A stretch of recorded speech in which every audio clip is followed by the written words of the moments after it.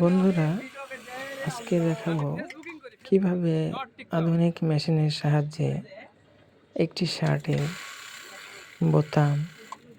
বোতামের ঘাড় তৈরি করা হয়, যেটি অতীতে সুই সুতার মাধ্যমে একটি শার্টের বোতামের ঘাড় তৈরি করা হতো।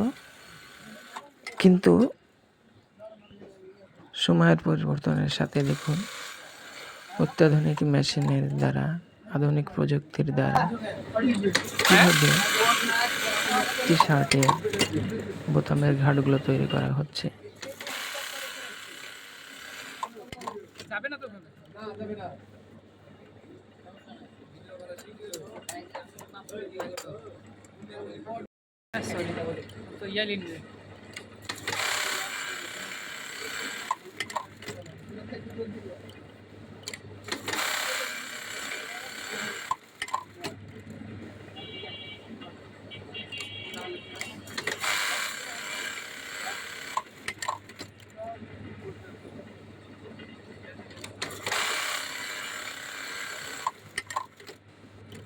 Okay.